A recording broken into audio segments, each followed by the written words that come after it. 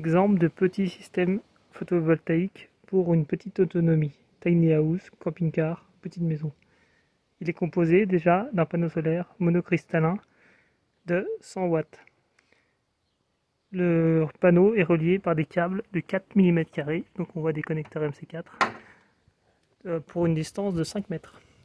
La section des câbles sera calculée en fonction de la distance. Ici, nous avons un panneau solaire de 12 volts. Donc,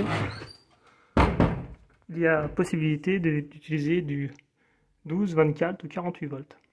Donc on est en courant continu. Le panneau solaire arrive par un disjoncteur 10 ampères qui peut permettre de sectionner ou non le panneau et qui permet de disjoncter en cas de problème. On va tout d'abord passer par un régulateur de charge avec le panneau PV et on voit qu'ici il y a une recharge. Donc là nous avons un régulateur de charge de la marque Victron PWM. Alors pourquoi Victron? Car souvent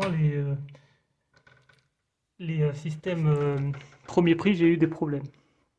Donc le panneau solaire va ensuite recharger une batterie. Donc je passe par encore un disjoncteur courant continu de 10 ampères. Donc il faut bien veiller d'avoir du courant continu. Et il faut également respecter les codes couleurs. Donc c'est pour ça que j'ai mis des petits câbles rouges pour montrer que c'est le plus. C'est par convention.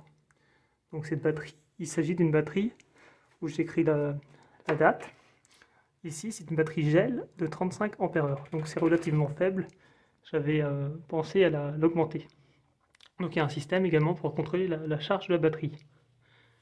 Alors, cette batterie, elle va alimenter plusieurs choses. Déjà, j'ai mis un système global de 10 ampères. Et après, j'ai redécoupé par des fusibles, ici des fusibles type voiture. Donc à la base, j'avais que ce type de fusible, et ça, je l'ai rajouté plus tard, car c'est un confort, je trouve, d'utilisation. Donc ça, je les ai achetés sur eBay ou AliExpress, car en France, ils coûtent beaucoup trop cher.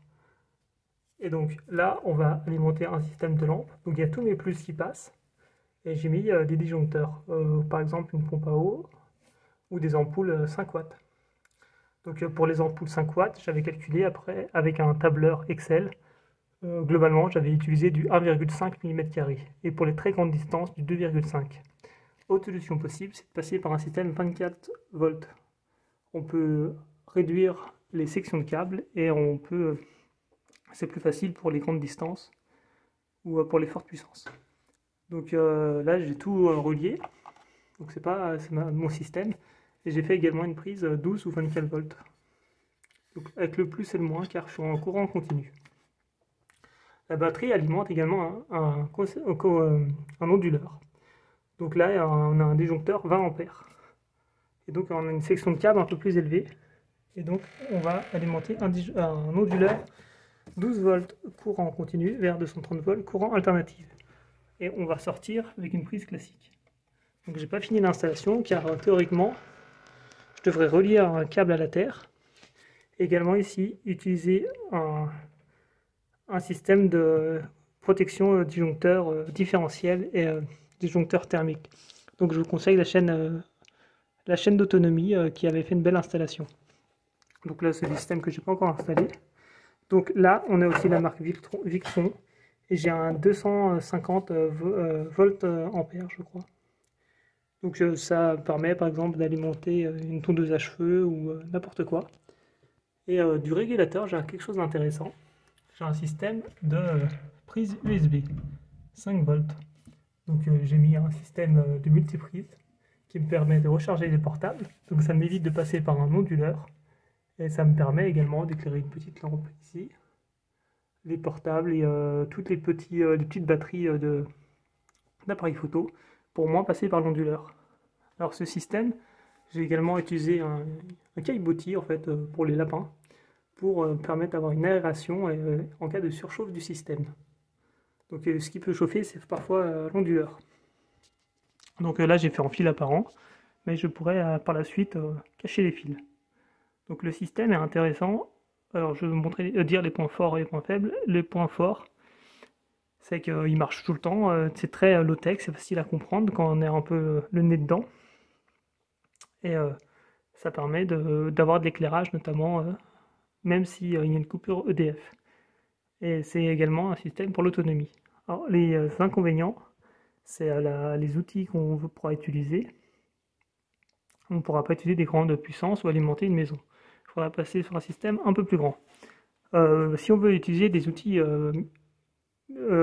portatifs, moi par exemple, je peux recharger ici une batterie, un chargeur Makita, et qui va me permettre d'utiliser un perforateur en 18 volts.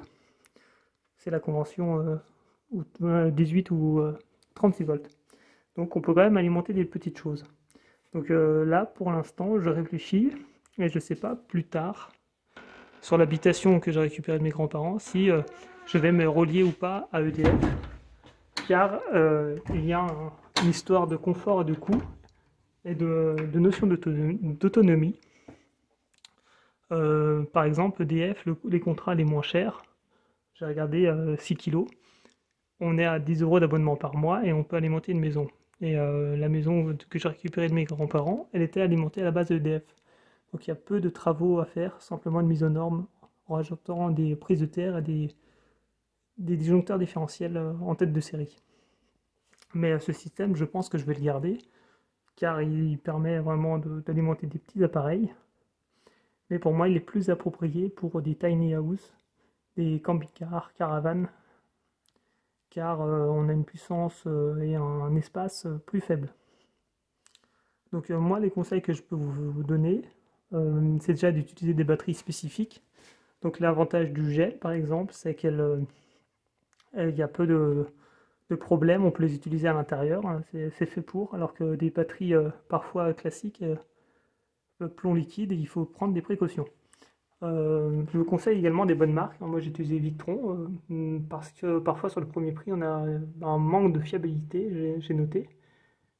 Troisième point important, c'est la sécurité. Moi j'ai utilisé des disjoncteurs et des fusibles spéciales courant continu.